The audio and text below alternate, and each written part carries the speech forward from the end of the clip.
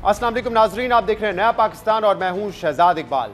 माजी में कई बार एहतजाज की कॉल्स देने, हर बार एहतजाज को आरिया पार करार देने के बाद तहरीक इंसाफ एक बार फिर फैसला कुन एहतजाज की कॉल देने का दावा कर रही है, जिसके बारे में कहा जा रहा है कि इस फैसला कुन एहतजाज की तारीख 9 नवंबर को सवाबी के जलसे में दी जाएगी। मगर पाकिस्तान तहरीक इंसाफ जहां फैसला कुन एहतजाज की बात कर रही है, वहीं बाज रहनुमा मसाइल एहतजाज से पहले ही हल होने की उम्मीद का इजहार कर रहे हैं। इसलिए इन दावों पर सवालात उठ रहे हैं कि क्या ये दावे सिर्फ जबानी बातें हैं या वाकई इसे संजीदा वार्निंग के तौर पर लिया जाना चाहिए।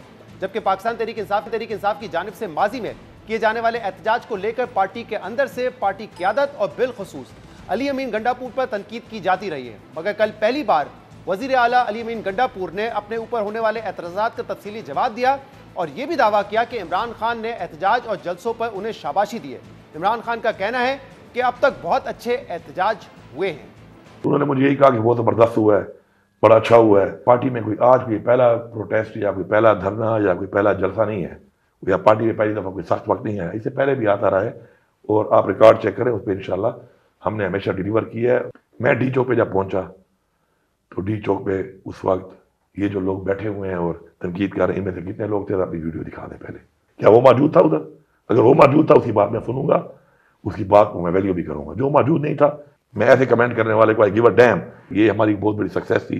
आज खान साहब ने माशाल्लाह उसकी अप्रिशिएट किया, भरपूर तरीके से किया। मुझे कहा कि ज़बरदस्त तुमने वो अचीव किया है और तुमने इस तरीके से किया है इसको, बिल्कुल ये ज़बरदस्त एक सक्सेस है, बहुत बड़ी।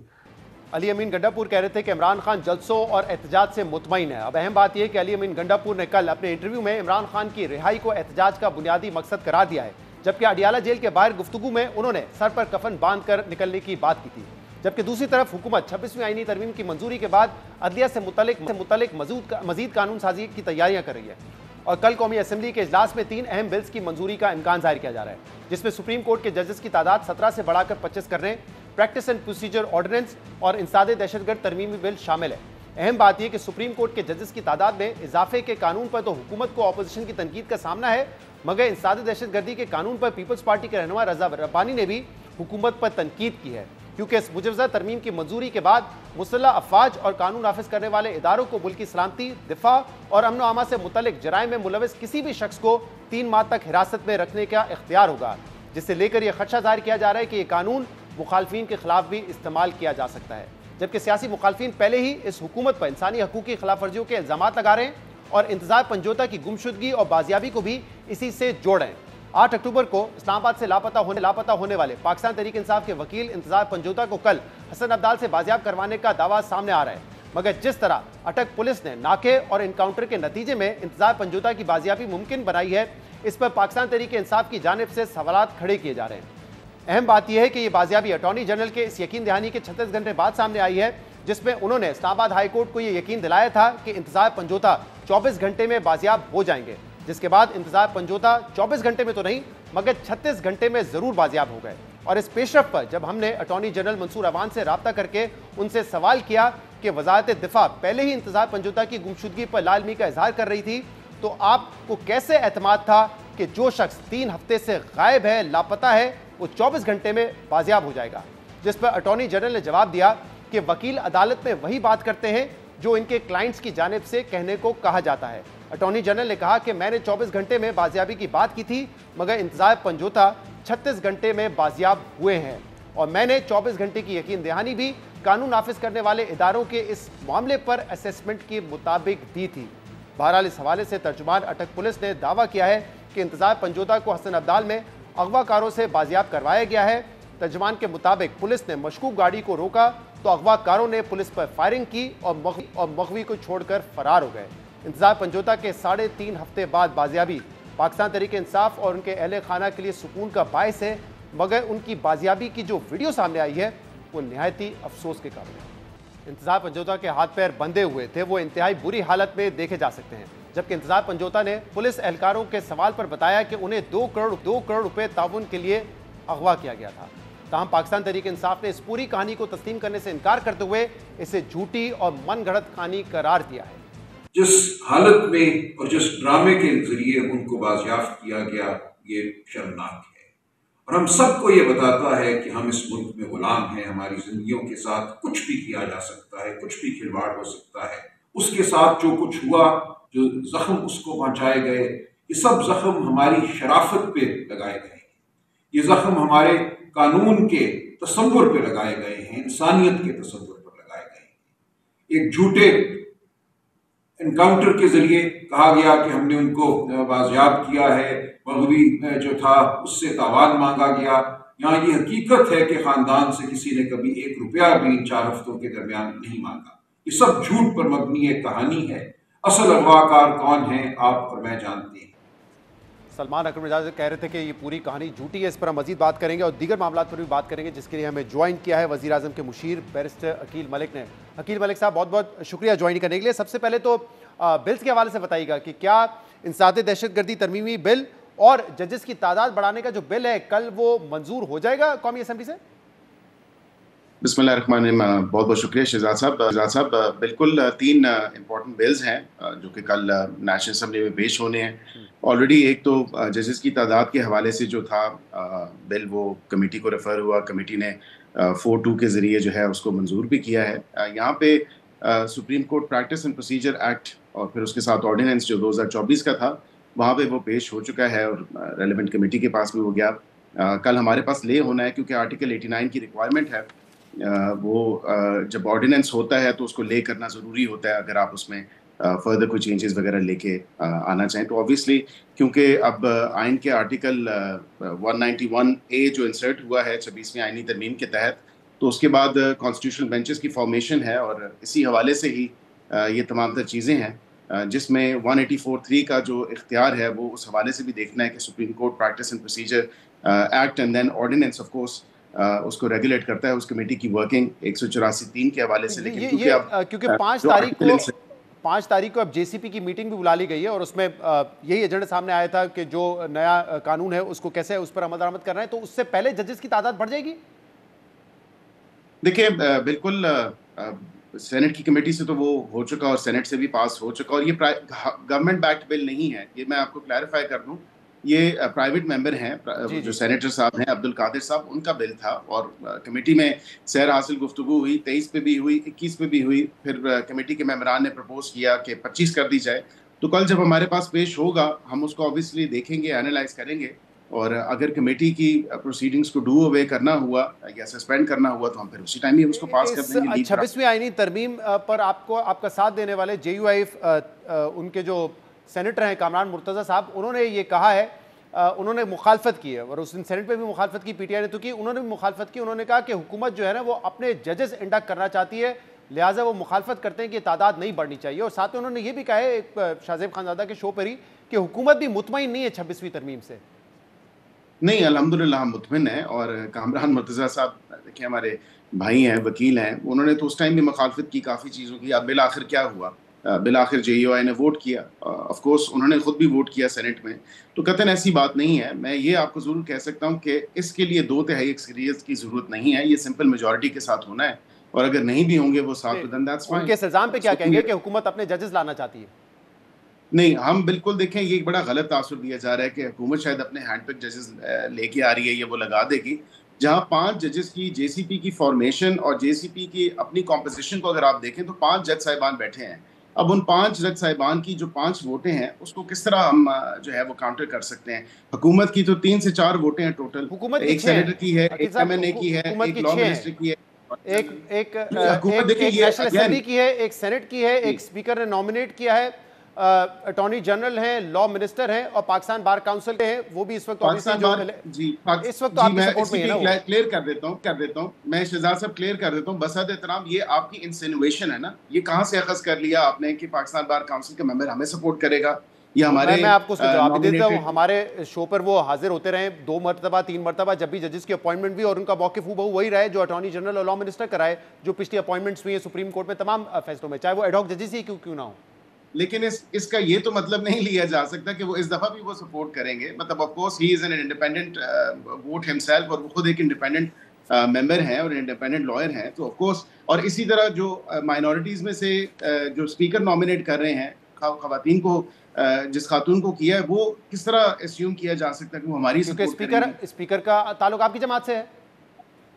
देखिए, स्पीकर का नॉमिनेट करने का मतलब ये नहीं है उसके ऑब्वियसली टेक्नोक्रेट हो जो सेनेटर बनने के अहल अब ये तो अकील साहब नाम मानने वाली बात हो जाएगी, लेकिन मूविंग फॉरवर्ड क्योंकि मेरे पास वक्त कम रह जाएगा, ये जो दूसरा बिल आप लेकर आ रहे हैं इस्ताद दहशतगर्दी तरमीमी बिल, इसकी जरूरत क्यों पेश आई है जिसमें कानून नाफिज करने वाले इदारों के पास ये इख्तियार होगा कि किसी को भी वो टेररिज्म के जुर्म में 90 दिन के लिए हिरासत में रख सकते हैं?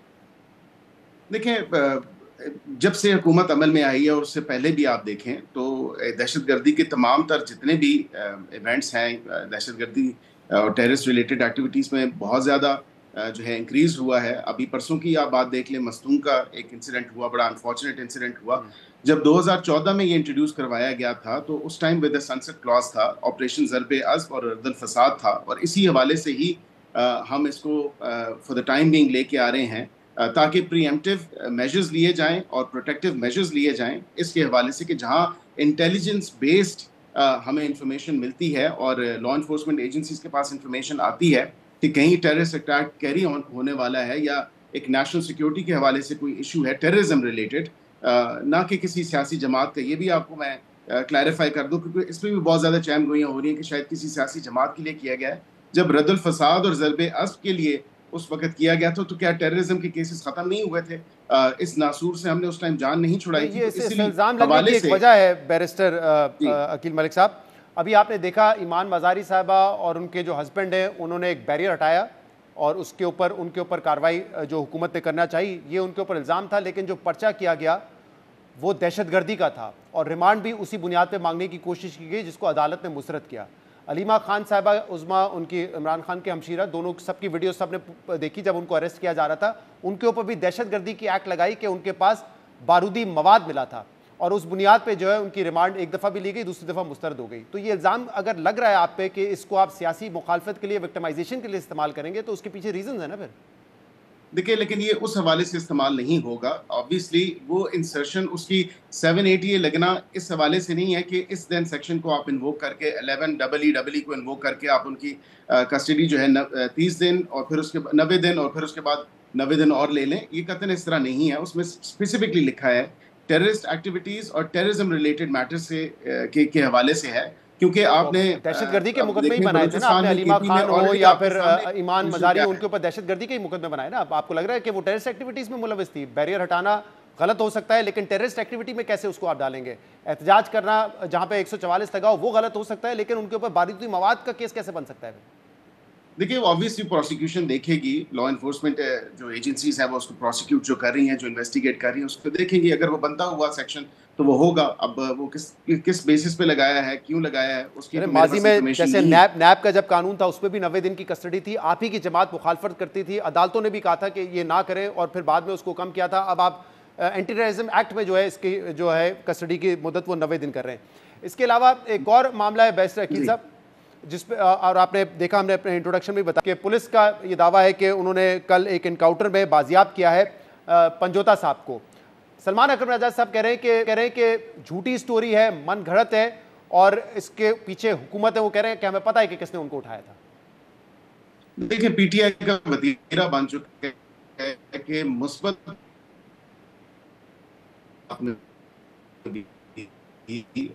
पॉजिटिव मंफी पहलू जरूर निकालना है। और मैं चाहूंगा बैरिस्टर साहब ये जवाब आप दोबारा दे दें क्योंकि वो आवाज आप मेरे से बेहतर बता सकते हैं कि कंपनी किधर है। जवाब जब उनको तावान के लिए उठाया, जाहिर बात है कि उनको जब जी मैं चाहता जवाब आप दोबारा दे दें क्योंकि आपकी आवाज ब्रेक हो गई थी। दोबारा दे दीजिएगा जवाब प्लीज। जी, मैं ये कह रहा हूँ कि पीटीआई जो है हमेशा मुस्बत चीज में भी मनफी पहलू तलाश करती है। ये इनका वतीरा बन चुका है। पॉजिटिव चीज में भी ये एक पेसिमिस्टिक सोच रखते हैं और देखते हैं। अल्हम्दुलिल्लाह अच्छी बात है कि वो बाजियाब हो गए। ऑन कोर्ट्स कॉल जो है अटॉर्नी जनरल साहब वहाँ पे पेश हुए थे। अटॉर्नी जनरल साहब ने बिल्कुल एक स्टेटमेंट दी थी और अल्हम्दुलिल्लाह वो बाजियाब हो गए। अब वो खुद अपनी स्टेटमेंट में कह चुके हैं कि मेरा नाम ये है और वो अपनी स्टेटमेंट में यही बात कर चुके हैं कि मुझे अगवा बराए तवान के लिए 2 करोड़ रुपया मेरे से मांगा जा रहा था, इसलिए मुझे जो है अगवा किया गया था। और वो पुलिस ने जब नाका लगाया हुआ था, वेरियस नाके लगे होते हैं, इंटर प्रोविंशियल रूट्स पे भी लगे होते हैं, और पुलिस ने जब इंटरसेप्ट किया और रोकने की कोशिश की, जब वो नहीं रुके तो वो गाड़ी छोड़ के पुलिस पार्टी पे फायरिंग की और पुलिस ने जवाबी फायरिंग की और इसी तरह जो है गाड़ी छोड़ के भाग गए।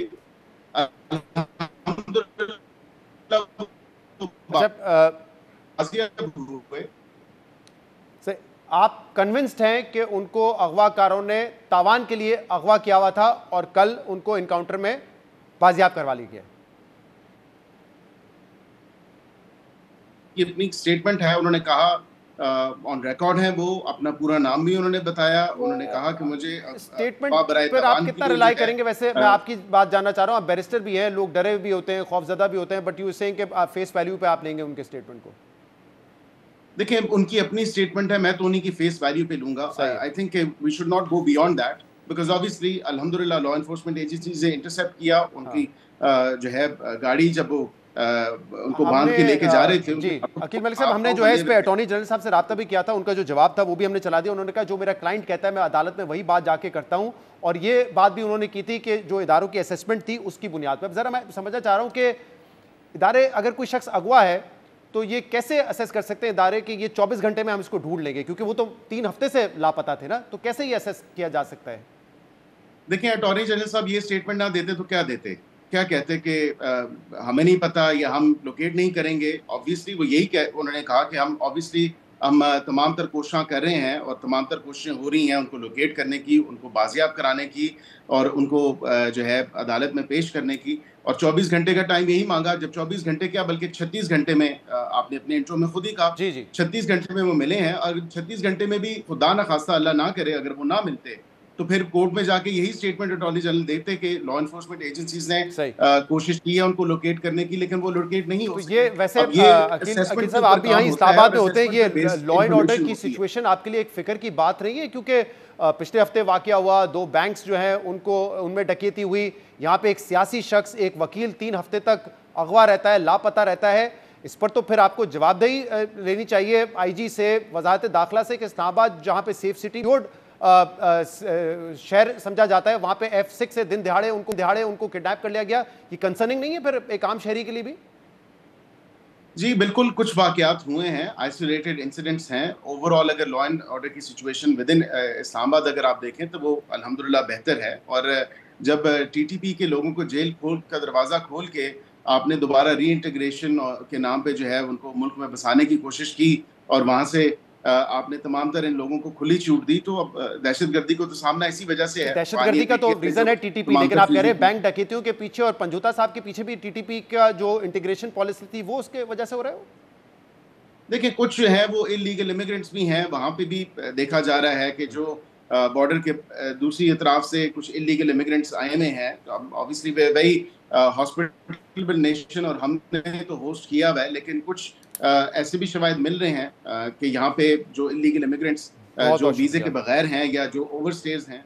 बेस्ट अकील मलिक साहब हमारे साथ मौजूद थे। प्रोग्राम में ब्रेक शामिल करते हैं, इसके बाद पीआई के हवाले से बात करेंगे।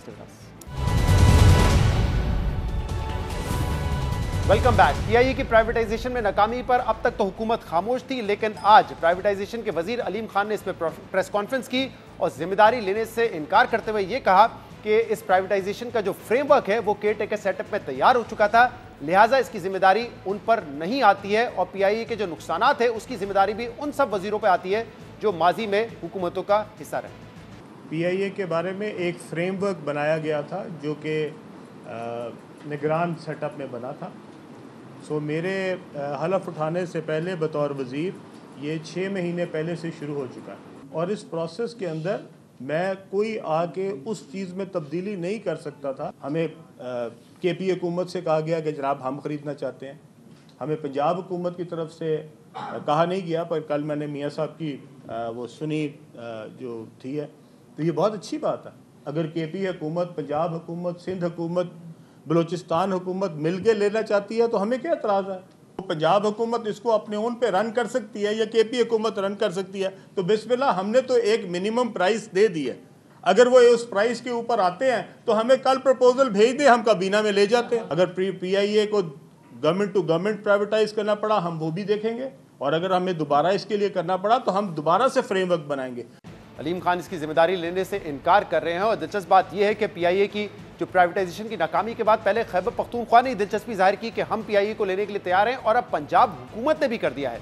इनफैक्ट मियां मोहम्मद नवाज शरीफ ने यूएस में 2 दिन पहले ये कहा कि पंजाब हुकूमत जो है वो पीआईए लेने का सोच रही है, और अगर ऐसा नहीं होता तो पंजाब हुकूमत अपनी एयरलाइन भी शुरू कर सकती है जिसको पंजाब एयर का नाम दिया जाएगा, एयर पंजाब का नाम दिया जाएगा।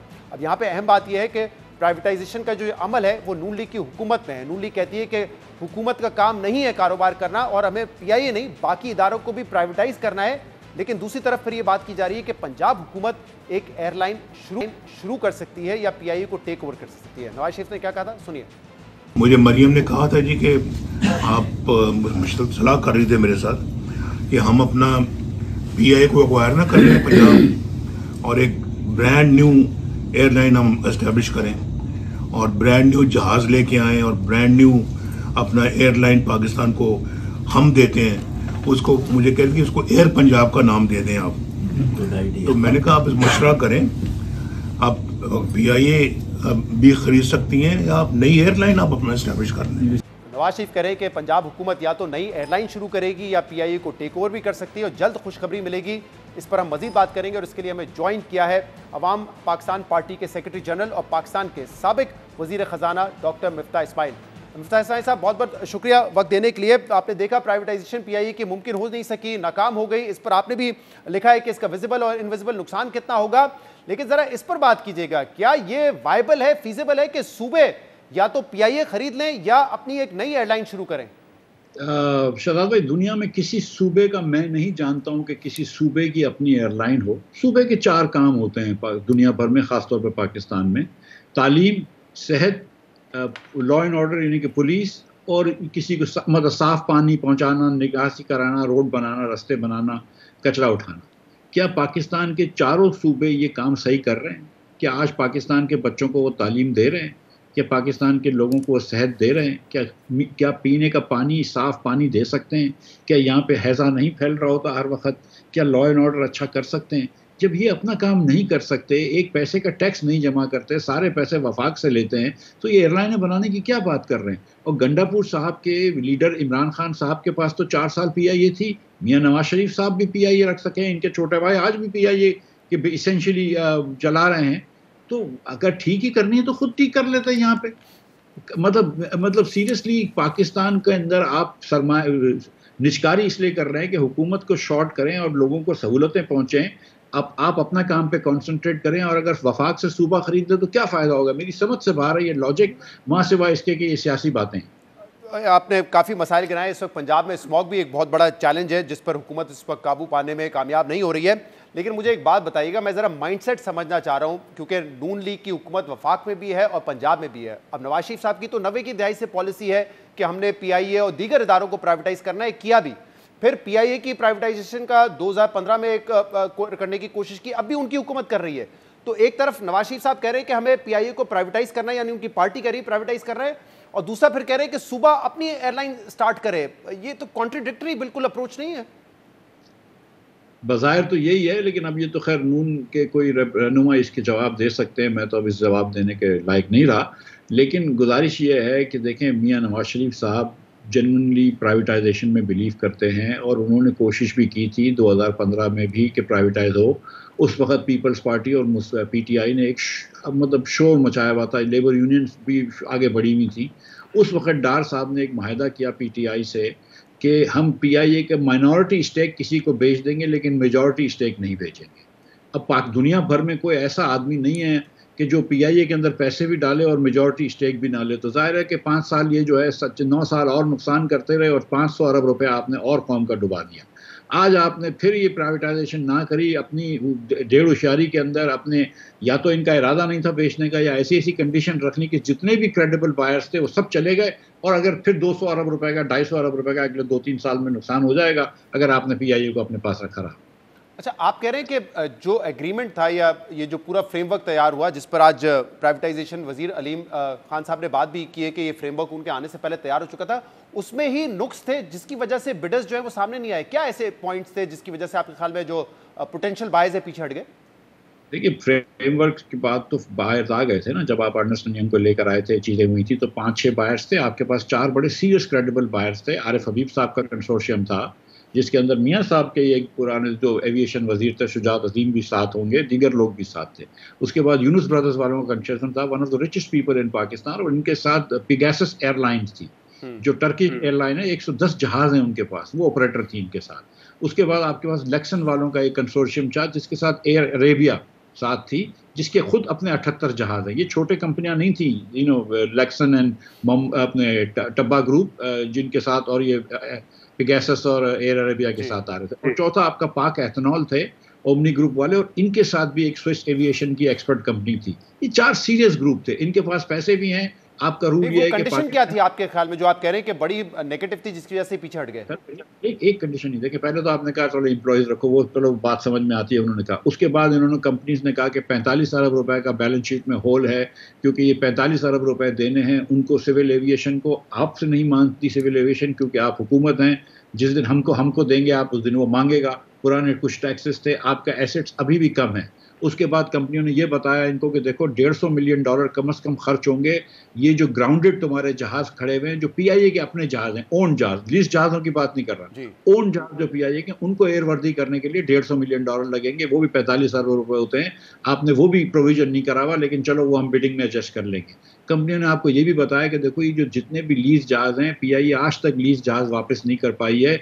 एक जहाज पे $10-10 मिलियन का खर्चा होता है उस कंडीशन में लाने के लिए जिस कंडीशन में आपने लीज की होती है। तो पीआईए हमेशा ये करती है कि जहाज खरीद लेती है, वो भी आपकी एक फ्यूचर लायबिलिटी थी। उसके बाद आपने ये कहा कि न्यूयॉर्क के रूट्स हैं, लंदन के रूट्स हैं। भाई वो जब मिलेंगे जब आपकी सिविल एविएशन अथॉरिटी को दुनिया की सिविल एविएशन अथॉरिटीज मानेंगी कि ये सही रेगुलेटरी अथॉरिटी है। तो इसके और आप कह रहे हैं कि ये सारी कंडीशंस थी जिसकी वजह से बाहर नहीं आए, और फिर आप कह रहे हैं कि शायद जानबूझ के ये किया गया है। तो मतलब अब अगर फिर पंजाब हुकूमत ये खरीद लेती है तो ये तो एक कॉन्स्पिरेसी बन जाएगी, एक साजिश बन जाएगी कि शायद जानबूझ के प्राइवेटाइज कर दिया। मैं आपको ये बता रहा हूँ कि पंजाब हुकूमत भी कभी नहीं खरीदेगी, ना केपी हुकूमत खरीदेगी। सिंध हुकूमत को एक मरतबा फ्री में ऑफर करी गई थी स्टील मिल, उन्होंने भी नहीं खरीदी थी। ये चीज़ें ये नासूर हैं, ये 100-150 अरब रुपए का नुकसान करती हैं कम से कम साल का। और तो मुझे एक बात बताएं, चले पीआईए नहीं हो, लेकिन मैं ये सवाल कर रहा हूँ आपसे, आप साबिक फाइनेंस मिनिस्टर रहे। नवाज शरीफ साहब कहते हैं हम नई एयरलाइन शुरू करेंगे 2 मरतबा, यूएस में भी उन्होंने बात की, आज साथ दोबारा बात की। अब वो एयरलाइन जिसका 800 अरब रुपए का खसारा है और उसको आप balance sheet almost clean of करके दे रहे, लेकिन फिर भी 100 अरब रुपए का उसका साल का नुकसान है। अगर सूबाई हुकूमत क्या आपके ख्याल में ये बोझ बर्दाश्त कर सकती है? क्योंकि पंजाब का भी तो अभी भी आपने देखा ना, जो IMF के प्रोग्राम के तहत जो कैश सरप्लस था वो शॉर्टफॉल है, उसमें 160 अरब रुपए डेफिसिट पंजाब का ही है। तो ये कैसे करेंगे फिर? यार शहजाद भाई, ये मतलब मैं क्या बोलूँ, ये सीरियसली मतलब जैसे कौम के साथ मजाक हो रहा है। आप क्या बातें कर रहे हैं? आपसे बच्चों को स्कूल आप दे नहीं पा रहे, आप साफ पानी दे नहीं पा रहे, आप एयरलाइन चलाने की बातें कर लें। दुनिया में कौन सी हुकूमत आज एयरलाइन चलाती है? ये सब चीज़ें तो प्राइवेट सेक्टर का काम है। हमें क्या ज़रूरत है एयरलाइन चलाने की? हमारा काम है कि पुलिस को बेहतर करें, हमारा काम है कि कोर्ट कचहरी को बेहतर करें, पटवारियों के निज़ाम को बेहतर करें, और वो पंजाब को कॉन्सेंट्रेट करना चाहिए। एयरलाइन आप बेच दें, आप देखें अगर पीआईए बेच देते ना, तो एक तो ये कि जो पैसे आते हैं वो ठीक है, लेकिन जो 2 बड़ी बातें होंगी कि एक नुकसान से बच जाएंगे साल का साल 150, और दूसरा है कि आप एविएशन सेक्टर को खोल देंगे दुनिया भर से। मतलब हम यहाँ पे सरमाएकार अगर आ रहा है, एयरलाइन खोल रहा है। एयर इंडिया में ये हुआ कि उन्होंने 200 जहाज़ों का ऑर्डर दिया, इतना बड़ा कर रहे हैं वो एयर इंडिया को। आप एक किसी अच्छी पार्टी को इधर दे देते तो पीआईए 40-50 जहाज़ खरीदता। आज जो 7,700 एम्प्लॉयज़ पीआईए के हैं उसको 15,000 एम्प्लॉयज़ कर देते। दूसरी एयरलाइनें भी बढ़ती because of PIA not being a government airline. तो अब आगे कैसे बढ़े? देखिए, जो 10 अरब रुपए वाली बिड है उसको तो ऑब्वियसली हुकूमत नहीं मंजूर करेगी, ऐसा लग रहा है। दोबारा पूरा ये प्रोसेस शुरू होगा, और आपके ख्याल में अगर कोई अच्छा रेट नहीं मिल रहा है तब भी नुकसान से जान छुड़ाने के लिए इस एयरलाइन को भेज देना चाहिए? सर देखिए, 460 दिन लगते हैं अगर प्राइवेटाइजेशन का प्रोसेस पूरा फॉलो करा जाए। तो ये वाली बात अलीम खान की एकदम ठीक है जो उन्होंने कही है। तो ये बिल्कुल प्रोसेस शुरू नहीं करना चाहिए। यहाँ पे एक आपने इदारा रखा हुआ है SIFC, special investment facilitation centre. तो वो इन्वेस्टमेंट फैसिलिटेट करे, वो पहले बुलाए इन पार्टियों को, क्योंकि ये मुझे पता है कि कैबिनेट कमेटी के जो चेयरमैन साहब हैं उनका कोई दिल नहीं है ये चीज़ करने का। SIFC पार्टियों को बुलाए, SIFC पार्टियों से पूछे कि भाई क्या तकलीफ थी आपको। ये लोग भी मतलब सीरियस पाकिस्तानी बिजनेसमैन हैं, बाहर की एयरलाइन है, इनसे बोलेंगे क्या क्या कर सकते हैं, बताओ हम तुम्हारे लिए क्या आसानी कर सकते हैं। हमको पीआईए वायबल करनी है और हमको पीआईए को एक सीरियस दुनिया की बड़ी एयरलाइन बनानी है, बताओ हम क्या मदद कर सकते हैं। वो सब जो बातें करते हैं आप उनकी माने, एक टाइम चार्ज ले लीजिए। एक टाइम नुकसान जो भी आपने 600 अरब का नुकसान तो किया है, 100 अरब रुपए का और नुकसान कर लीजिए जो अगर करना पड़ता है। उसके बाद आप बैठ के बेस्ट पार्टी देखें जो एयरलाइन को बड़ी कर सकती है, एक्सपेंड कर सकती है, उसको ये दीजिए। और उसके बाद फिर आप इन तीनों को बुलाइए, प्राइवेटाइजेशन वजीर को भी, प्राइवेटाइजेशन सेक्रेटरी को भी और कैबिनेट कमेटी ऑन प्राइवेटाइजेशन के चेयरमैन इसाक डार साहब को भी, क्योंकि जो खबरें आती हैं वो ये हैं। और जो अलीम खान भी कह रहे थे, अलीम खान ने आधी ब्लेम तो ख्वाजा आसिफ के ऊपर डाल दी कि एविएशन का वजीर तो वो है, और आधा ब्लेम जो है वो डाल दिया इन्होंने डार साहब के ऊपर बेसिकली कि भाई मुझे तो जो बोला है वो कर दिया मैंने। तो आप ज़रा पूछिए कि कैबिनेट कमेटी ये कैसे फैसले करती है कि आप सोच रहे हैं कि 60% का पैसे जो हैं वो 100% की कीमत से ज़्यादा मिल जाएंगे आपको। ये आपने एक बहुत बहुत शुक्रिया डॉक्टर मिफ्ताह इस्माइल साहब हमारे साथ मौजूद थे। एक तरफ हुकूमत ये कहती है कि हम नहीं कारोबार करना, हम इदारों को प्राइवेटाइज करेंगे, लेकिन अब नवाज शरीफ साहब कह रहे हैं कि पंजाब में या तो PIA को रिवैम्प करके एयरलाइन पंजाब हुकूमत खरीद देगी PIA, या फिर एक नई एयरलाइन जो है वो पंजाब हुकूमत शुरू करेगी और जल्द आपको खुशखबरी मिलेगी एयर पंजाब के नाम से। प्रोग्राम में एक ब्रेक शामिल करते हैं, इसके बाद मजीद बात करेंगे। Welcome back. दुनिया की सबसे ताकतवर जमहूरियत अमेरिका में सदाती इंतखाबात में अब सिर्फ 2 रोज बाकी हैं और इस वक्त ये सवाल आलमी सियासत का सबसे बड़ा सवाल है कि कमला हैरिस और डोनाल्ड ट्रंप में से दुनिया का ताकतवर तरीन ओहदा कौन संभालेगा। अमरीकी और बैनुल अक़वामी मीडिया 2024 के सदारती इलेक्शन को अमरीकी तारीख के सबसे टफ और हीटेड इलेक्शनों में से एक करार दे रहे हैं, जिसमें इलेक्शन से सिर्फ 2 रोज पहले भी मुख्तलिफ सर्वेज दोनों उम्मीदवारों के दरमियान 50-50 का मुकाबला दिखा रहे हैं। अमरीकी इलेक्शन पर गहरी नजर रखने वाले माहिरीन के मुताबिक ये एक इतना सख्त इलेक्शन है कि एक स्टेट में मामूली सी हलचल, एक स्टेट की एक काउंटी में हल्की सी तब्दीली और एक काउंटी के एक छोटे से शहर में मामूली तब्दीली इलेक्शन के नताइज में बड़ी तब्दीली ला सकती है। ये एक ऐसा इलेक्शन है जिसे कमला हैरिस और डोनाल्ड ट्रंप और उनके हामियों की मुख्तलिफ सोच, मुख्तलिफ रवैयों और पॉलिसियों ने जिंदगी और मौत का मसला बना दिया है।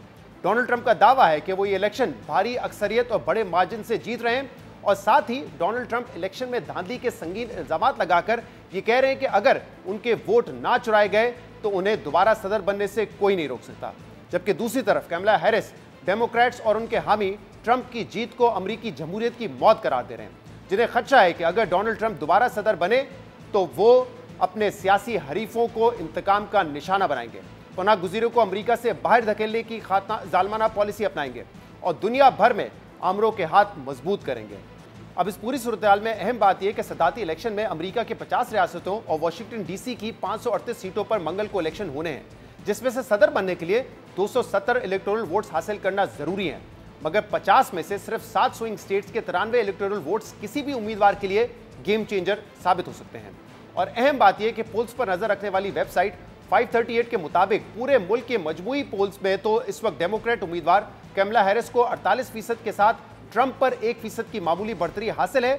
मगर Pennsylvania, Nevada, north Carolina, Georgia, Arizona, Wisconsin, Michigan की 7 स्विंग स्टेट्स में ट्रंप 5 जबकि कमला हैरिस सिर्फ 2 रियासतों में आगे नजर आ रही हैं। और शायद इसी बुनियाद पर डोनाल्ड ट्रंप ने मंगल को इब्तदाई नताइज सामने आने से पहले ही अपनी जीत का दावा कर दिया है, जबकि इनके हामी अपनी जीत के दावों के साथ साथ धांधली के इल्जामात भी लगा रहे हैं। ट्रंप का दावा है कि वो भारी मार्जिन से ये इलेक्शन जीत रहे हैं और अगर वो धांधली रोकने में कामयाब हो गए तो उनकी ये कामयाबी अमरीकी तारीख की सबसे बड़ी कामयाबी होगी। डोनाल्ड ट्रंप कैलिफोर्निया की रियासत जीतने का भी दावा कर रहे हैं, मगर कैलिफोर्निया वो रियासत है जिसने 2000 के इलेक्शन के बाद से कभी रिपब्लिकन उम्मीदवार को वोट नहीं दिया। मगर डोनाल्ड ट्रंप इस बार ये रियासत जीतने का दावा कर रहे हैं, मगर उनके मुखालफिन ट्रंप के इन दावों को मजाका खेज करार दे रहे हैं। बल्कि डोनाल्ड ट्रंप के बाज़ दावों को सिर्फ मजाका खेज ही नहीं करार दिया जा रहा, बल्कि उनकी पूरी इंतखाबी मुहिम में झूठ बोलने, नफरत फैलाने, नस्ल परस्ती और खवातीन मुखालिफ बयानात देने के इल्जामात भी लग रहे हैं। डेमोक्रेट उम्मीदवार कमला हैरिस का कहना है कि ये इलेक्शन सिर्फ 2 जमातों में से एक को चुनने का नहीं, बल्कि ये अमरीका की आज़ादी और तबाही के दरमियान किसी एक को चुनने का मुकाबला है। कमला हैरिस ने डोनाल्ड ट्रंप पर इल्ज़ाम लगाया है कि अगर डोनाल्ड ट्रंप सदर बन गए तो वो सियासी मुखालफिन के खिलाफ अमरीकी फौज को इस्तेमाल करेंगे। This election is more than just a choice between 2 parties and 2 different candidates. It is a choice about whether we have a country rooted in freedom for every American or ruled by chaos and division. Donald Trump has told us his priorities for a second term. He has an enemies list of people he intends to prosecute. He says that one of his highest priorities is to set free the violent extremists who insulted those law enforcement officers on January 6th. Donald Trump intends to use the United States military against American citizens who simply disagree with him. People he calls, quote, the enemy from within. It is time to turn the page on the drama and the conflict, the fear and division. It is time for a new generation of leadership in America.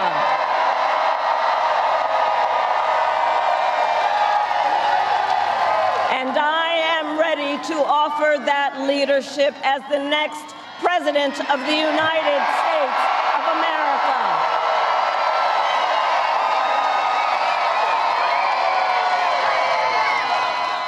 दूसरी तरफ Donald Trump अपने ऊपर लगने वाले नफरत और इंतकाम के इल्जामात को मुस्तरद तो करते हैं, मगर उनके बाज ऐसे बयानात हैं जिनमें वो बैरूनी दुश्मनों के मुकाबले में अंदरूनी दुश्मनों को अमेरिका के लिए ज्यादा बड़ा खतरा करार देते हैं, जिससे इन इल्जामात को तकवीत मिलती है कि डोनाल्ड ट्रंप दोबारा सदर बनने के बाद इंतकामी कार्रवाइयों का इरादा रखते हैं। बहरहाल मंगल को होने वाले सदाती इलेक्शन में 24 करोड़ अमरीकी वोटर्स अपना हक राय दही इस्तेमाल करेंगे, मगर मुतादिद रियासतों में तकरीबन 7 करोड़ वोटर्स पहले ही अपना वोट कास्ट कर चुके हैं। अहम बात यह कि इस इलेक्शन में 2 बड़े सदाती उम्मीदवारों ने जो मंशूर और वादे अवाम के सामने रखे हैं, उनमें से कई मामलात में जमीन और आसमान का फर्क है। मिसाल पनाह गुज़ीरों के मामले पर डोनाल्ड ट्रंप का कहना है कि वो सदर बनने के बाद कानूनी और गैर कानूनी पनाह गुज़ीरों को डिपोर्ट करने के लिए बड़ा ऑपरेशन करेंगे, जबकि कमला हैरिस का मंशूर सरहद पार पेट्रोलिंग बढ़ाने और इमिग्रेशन के निज़ाम में इस्लाहात की बात करता है। इसी तरह डोनाल्ड ट्रंप ने अमेरिका फर्स्ट को खारजा पॉलिसी का बुनियादी जुज़ करार दिया है, यानी उनकी सदारत में अमेरिका बैरूनी जंगों का हिस्सा नहीं बनेगा, जबकि कमला हैरिस सदर बनने के बाद यूक्रेन और इजराइल की फौजी इमदाद को जारी रखने की हिमायत करती हैं। ताहम वो 2 रियासती हल और जंग बंदी की भी हामी हैं। अमरीकी सदाती इलेक्शन का नतीजा क्या निकलेगा? अगर डोनाल्ड ट्रंप ना जीते तो क्या एक बार फिर अमेरिका को कैपिटल हिल पर हमले जैसे वाकयात का सामना करना पड़ सकता है? और सबसे अहम सवाल यह है कि अमरीकी इलेक्शन के नताइज का पाकिस्तान से ताल्लुकात पर क्या असर होगा, और क्या ट्रंप की जीत से पाकिस्तान में एक तबका जो उम्मीद लगा रहा है, क्या वो उम्मीदें पूरी हो सकती हैं? इन सब सवालों के जवाब अब ज्यादा दूर नहीं है, सिर्फ कुछ रोज का मजीद इंतजार करना होगा। आज के प्रोग्राम में इतना ही। शो से इजाजत दीजिए। अल्लाह हाफिज।